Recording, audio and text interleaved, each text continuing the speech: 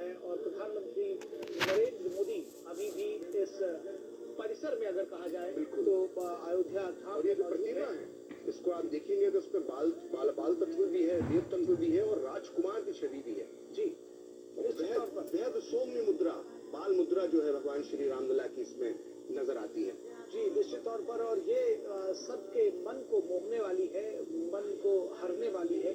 और जिस तरह से आज प्रधानमंत्री ने अपने भाषण में कहा कि सदियों की प्रतीक्षा के बाद हमारे राम आ गए हैं, सदियों की अभूतपूर्व त्याग बलिदान और तपस्या के बाद हमारे राम आ गए हैं, तो निश्चित तौर पर हमारे राम आ गए हैं और उसके साथ ही साथ हमारे राष्ट्र के स्व की चेतना भी लौटी है प्रधानमंत्री के शब्दों में। और उसके साथ ही साथ कुछ संकल्प लिए गए हैं आज इस राम मंदिर परिसर से, इस प्रांगण से, और भगवान राम के सामने वो सौगंध ली गई है विकसित भारत बनाने की।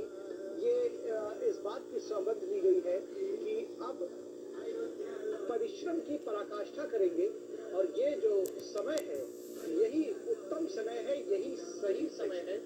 और इस समय को खाली नहीं जाने देंगे। और राम मंदिर के इस निर्माण के बाद, इस भव्य दिव्य अयोध्या के में श्री राम जन्मभूमि के इस मंदिर निर्माण के बाद आखिर आगे क्या, इस सवाल पर भी बहुत खुले मन से प्रधानमंत्री ने अपनी बात रखी और कहा कि ये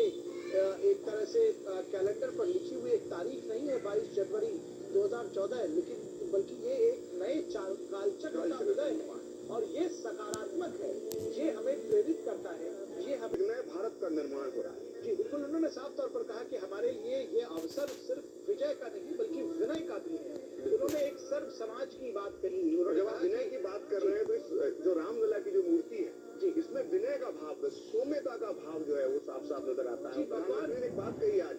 कि रामलला टेंट में थे और अब महल में पहुंच चुके हैं, अपने घर पहुंच चुके हैं। जब हमें तस्वीर देख रहे हैं तो हमें नहीं भूलना चाहिए कि किस तरह